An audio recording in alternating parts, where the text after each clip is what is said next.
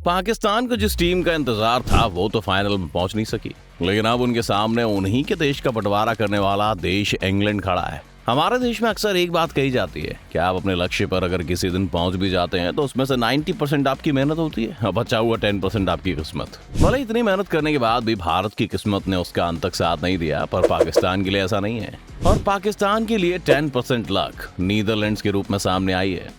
अपने पहले ही 2 मैच हारने के बाद पाकिस्तान ने जो इस टूर्नामेंट में कमबैक किया है, उस पर विश्वास कर पाना किसी के लिए भी आसान नहीं है। अगर हम आपको इस टूर्नामेंट की शुरुआत में कहते हैं कि पाकिस्तान अपने पहले ही 2 मैच हारने के बाद इस टूर्नामेंट के फाइनल में पहुंच जाएगा, तो आप इस बात का मजाक उड़ाकर इसे नजरअंदाज कर देते हैं। खैर, हकीकत यही है कि ट्रॉफी पर अपनी उंगली रखने से पहले ही वर्ल्ड कप की ट्रॉफी भारत की पहुंच से बाहर जा चुकी है और अब संडे को इंग्लैंड और पाकिस्तान मेलबर्न क्रिकेट ग्राउंड में मिलेंगे, जिसमें अगर पाकिस्तान की टीम जीतती है तो दूसरी बार T20 वर्ल्ड कप को उठाते हुए दिखाई देगी। 2009 के बाद पाकिस्तान एक बार भी T20 वर्ल्ड कप के फाइनल में नहीं पहुंचा था, पर इस बार उन्होंने सब कुछ बदल दिया है। इस बार पाकिस्तान उन टीम्स में से नहीं है जो टूर्नामेंट्स के आखिर में आकर चोक कर जाती है। और अब आप ऐसा सोच रहे हैं कि हमने ऐसा क्यों कहा है, तो इसके पीछे के छुपे हुए कारण आज हम आपको इसी वीडियो में बता देते हैं। हमारे ऐसा कहने की सबसे बड़ी वजह है कि हाल ही में आए पाकिस्तान के कप्तान बाबर आजम और wicket keeper batsman Mohammad Rizwan का फॉर्म। इस पूरे वर्ल्ड कप में दोनों ही ओपनिंग बैट्समैन का कंट्रीब्यूशन ना के बराबर रहा था।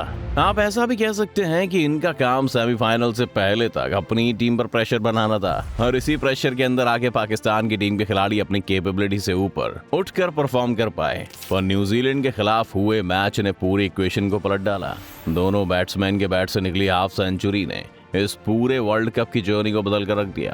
अपनी इस परफॉर्मेंस के बाद ये दोनों फाइनल में फ्लॉप हो जाएं, ऐसा होने की पॉसिबिलिटी आप ना के बराबर ही समझ लीजिए। पाकिस्तान को एक अच्छी शुरुआत मिलने के चांसेस 1% से बढ़कर सीधा 80% पर पहुंच चुके हैं। इन दोनों को फील्ड में गैप ढूंढने की कला बखूबी आती है। अगर शुरुआत में कुछ बॉल पर रन भी नहीं आते हैं तो एक बाउंड्री मारकर ये सब बराबर कर सकते हैं। वहीं अगर इंग्लैंड एक गलती करते हुए इन दोनों बैट्समैन के स्ट्रॉन्ग जोन यानी लेग साइड पर बॉल डालेंगे तो ये इस मैच के शुरुआत में रन बनाकर अपने मिडिल ऑर्डर का काम आसान कर देंगे। अब दूसरी वजह के बारे में बात करें जिसकी वजह से पाकिस्तान फाइनल जीतेगी, तो वो है शाहीन शाह अफरीदी के फॉर्म में वापस आना। अपने आखिरी 3 मैचेस में 9 विकेट लेने के बाद शाहीन अफरीदी की गेंद में वही गति और सटीकता नजर आ रही है। उनके लिए मेलबर्न से बेहतर ग्राउंड नहीं हो सकता। शाहीन का उस ग्राउंड पर विकेट निकालना थैनोस के इनएविटेबल जैसा होने वाला है और मेलबर्न का ग्राउंड एक तेज गेंदबाज के लिए जन्नत जैसा है। एक लो स्कोरिंग पिच पर उन्हीं का बोलबाला रहने वाला है। इंजरी से वापस कर रहे इस खिलाड़ी ने सबको दिखा दिया कि आखिर form is temporary and class is permanent. इधर इंग्लैंड के ओपनिंग बैट्समैन जॉस बटलर और एलेक्स हेल्स को इन स्विंग बॉल से काफी परेशानी होती है और इस कला में शाहीन की मास्टरी है। अगर इंग्लैंड के दोनों सलामी बल्लेबाज पावर प्ले में ज्यादा रन ना बनाकर आउट हो जाते हैं तो पाकिस्तान अपनी सबसे बड़ी पोजीशन को पार कर लेती है।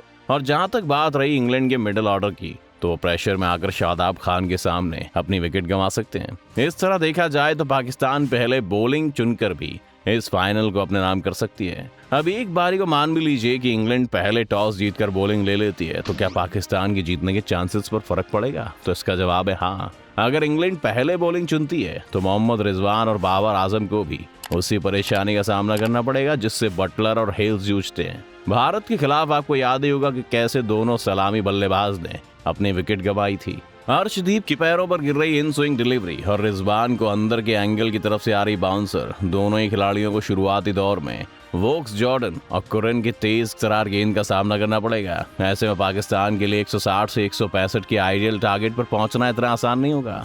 इफ्तिखार अहमद और शादाब खान एक खोटे सिक्के की तरह हैं। अगर उनका दिन हुआ तो उनको रन बनाने से दुनिया का कोई भी बॉलर नहीं रोक सकता। वो अच्छी से अच्छी डिलीवरी को बाउंड्री के बाहर भेजना जानते हैं, लेकिन अगर उनका दिन खराब निकला तो वो प्रेशर से भरी हुई सिचुएशन को और भी खराब बना देंगे। इसी वजह से पाकिस्तान की कोशिश यही रहेगी कि वो इन खिलाड़ियों पर ज्यादा प्रेशर ना पड़ने दें। तो ये थी पाकिस्तान के वर्ल्ड कप जीतने और हारने की कुछ मेन वजह। चलिए अब ये भी देख लेते हैं कि इंग्लैंड इस वर्ल्ड कप को अपने नाम कैसे कर सकता है। इनके वर्ल्ड कप जीतने की सबसे बड़ी वजह तो इनके कप्तान ही है, जॉस द बॉस बटलर। इनसे बेहतर T20 खिलाड़ी इस समय शायद ही आपने कहीं देखा होगा। खैर, इस बार को सूर्य कुमार यादव से आप इनकी बराबरी कर सकते हैं, पर इनके जैसा ओपनर हर टीम की ख्वाहिश होता है। आप एक बैट्समैन में कोई भी टेक्निकल एबिलिटी खोजिए, आपको सारे दरवाजे एक ही जवाब की तरफ लेकर जाएंगे और वो है जॉस बटलर। इसी के साथ इनके partner in crime Alex Hales को भी आप कम मत समझिएगा। इंडिया के खिलाफ हुए मैच में किसी ने एलेक्स हेल्स को खतरा ना समझने की सबसे बड़ी भूल की थी। अगर एक समय पर आप बटलर को किसी भी तरह चुप भी करवा देते तो उनसे ज्यादा अगर किसी के बैट से रन निकलेंगे तो वो एलेक्स हेल्स ही हैं। इनका परफॉर्म करना इसलिए भी जरूरी है क्योंकि एक ऐसे खिलाड़ी हैं जो टीम में ज्यादा समय बाहर रहने की वजह से दोबारा अपनी जगह टॉप 11 में खोज रहे हैं। अगर ये किसी भी वजह से इन इंपॉर्टेंट मैचेस में नहीं चलते हैं तो इनको रिप्लेस करने में इंग्लैंड क्रिकेट बोर्ड ज्यादा समय नहीं लगाएगा। इन दोनों खिलाड़ियों के अलावा बेन स्टोक्स भी ऐसे खिलाड़ी हैं जिन्होंने टीम से लंबे समय बाहर बिताने के बाद भी अभी तक कोई भी ऐसी परफॉर्मेंस नहीं दी है जिसकी वजह से इन्हें टीम में इस टूर्नामेंट के बाद रखा जाए। बेन स्टोक्स का वर्ल्ड कप फाइनल में खराब प्रदर्शन के रिकॉर्ड के बारे में तो आप सभी जानते हैं। 2016 के फाइनल में वेस्ट इंडीज के खिलाफ आखिरी ओवर में इन्होंने 19 रन को कैसे डिफेंड नहीं करते उस कला का प्रदर्शन बखूबी किया था। 4 बॉल और चारों ही ब्रेथवेट की स्लॉट में देना इनके सर के ऊपर सवार प्रेशर की वजह से था। पर वो कहते हैं ना कि ऊपर वाला भी अपनी गलती सुधारने का मौका एक इंसान को 2 बार देता है। बेन स्टोक्स के लिए भी कुछ ऐसा ही है। अब एक बार फिर इनके सामने वो मौका आया है जिससे वो अपनी उस परफॉर्मेंस को सबके दिमाग से रेस कर सके।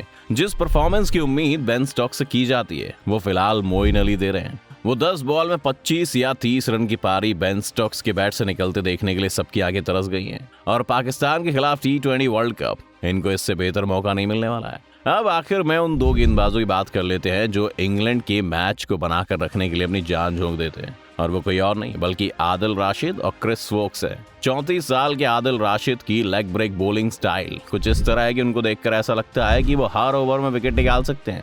उनकी बॉलिंग को पढ़ पाना हर किसी के बस की बात नहीं है। इनके 4 ओवर पूरे गेम को डिसाइड करने वाले साबित हो सकते हैं। पाकिस्तान के खिलाड़ी भले ही स्पिन को अच्छा खेलते हो मगर इनकी स्पिन सबसे हटकर है।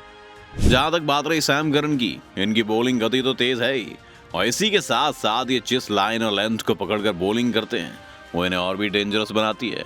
फास्ट इन बॉडी बाउंसर इन्हें पहले ही 6 ओवर में विकेट निकालने में खूब मदद करती है। इसी के साथ ये एक ऐसे बॉलर हैं जो ओपनिंग, मिडिल और डेथ ओवर्स में किफायती बॉलिंग कर सकते हैं। और अब बात करें इनकी स्किल सेट की तो वो यहीं पर खत्म नहीं होती है। ये जरूरत पड़ने पर अपने बैट से रन बनाना भी अच्छे से जानते हैं। आपको याद होगा एक समय पर इन्हें जडेजा की रिप्लेसमेंट भी समझा गया था। आपको इस बात के बारे में शायद पता ना हो कि इन्होंने इस वर्ल्ड कप में 10 विकेट चटकाकर इंग्लैंड के लिए सबसे ज्यादा विकेट ली हैं और ये टॉप पोजीशन क्लेम करने से सिर्फ 6 विकेट दूर हैं।